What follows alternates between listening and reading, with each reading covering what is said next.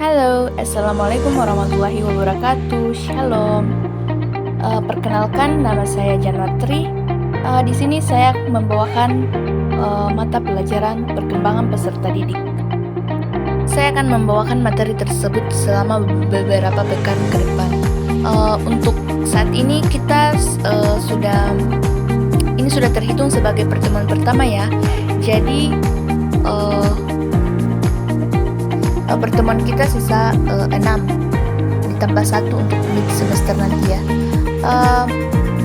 Ada beberapa materi yang akan saya bahas untuk pertemuan kita ke depannya, yaitu untuk pertemuan kedua yaitu minggu depan, jika Tuhan berkenan, kita akan membahas tentang hakikat dan pertumbuhan.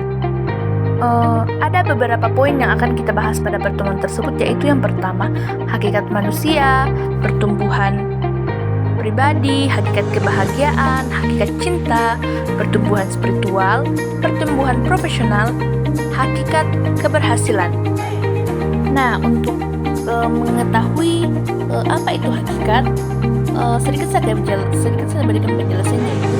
Hakikat dan pertumbuhan adalah dua konsep yang memiliki keterkaitan dalam kehidupan manusia. Jadi hakikat dan pertumbuhan ini tidak bisa lepas dari kehidupan kita ya. Hakikat ini merujuk pada inti atau esensi dari suatu hal, sementara pertumbuhan mengacu pada proses berkembangnya sesuatu dari waktu ke waktu. Mungkin itu saja sedikit tentang hakikat dan pertumbuhan. Nanti kita akan bahas pada pertemuan selanjutnya. Kemudian pada pertemuan ketiga kita akan membahas tentang tahapan perkembangan. Materi ini cukup banyak karena terdapat aspek dan hukum perkembangan. Tapi yang pertama ini adalah tahapan perkembangan. Ada beberapa poin yang terdapat pada tahapan ini, yaitu tahap sensori motor, tahap praoperasional, tahap operasional konkret, dan tahap operasional formal. Kemudian adapun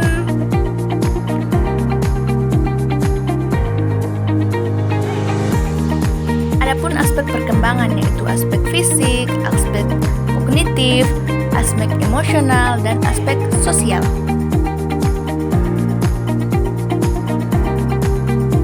Kemudian yang terakhir yaitu hukum perkembangan. Hukum perkembangan ini mencakup hukum kontinuitas, hukum irreversibilitas, dan hukum individualitas. Jadi dari ketiga poin hukum ini bisa kita ketahui bahwa kita bertumbuh kembang itu juga tidak terlepas dari hukum. Jadi kita ini hidup tidak sekedar hidup saja, tapi ada hukum yang kita bawa dari lahir sampai kita dewasa nanti. Kemudian pada pertemuan keempat yaitu prinsip-prinsip perkembangan. Ada beberapa poin pada prinsip perkembangan ini, yaitu yang pertama prinsip keteraturan, prinsip individualitas, prinsip kesinambungan, prinsip interaksi, prinsip keterlibatan aktif, prinsip plastisitas, dan prinsip kontekstualitas. Jadi pada pertemuan tersebut kita akan membahas tentang prinsip-prinsip perkembangan. Apa itu prinsip-prinsip? Sedikit saya berikan lagi bayangan bahwa prinsip-prinsip perkembangan adalah pedoman atau konsep dasar yang mengatur proses pertumbuhan dan perubahan manusia pada masa ke masa.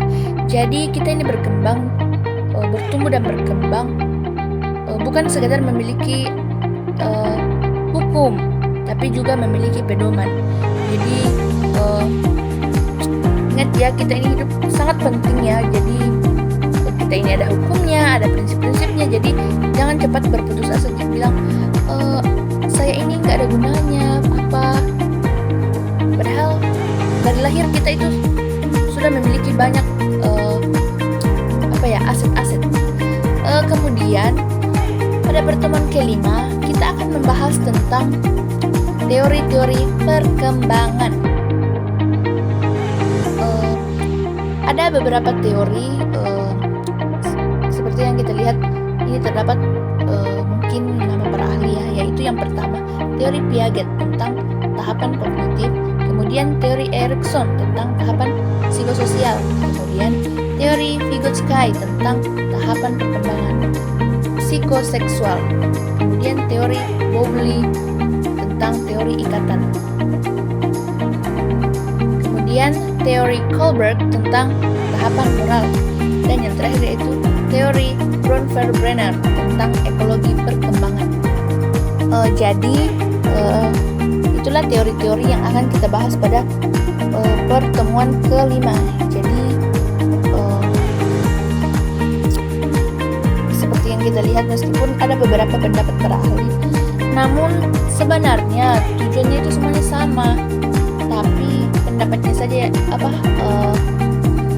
cara berpikirnya saja yang berbeda. Oke, pada pertemuan ke-6 kita akan membahas tentang perkembangan kognitif peserta didik. Ada beberapa poin yang mencakup tentang perkembangan kognitif peserta didik, yaitu yang pertama pengembangan kemampuan berpikir, peningkatan kapasitas memori, pemahaman konsep abstrak, kemampuan berpikir kritis, pengembangan kemampuan berbahasa, kemudian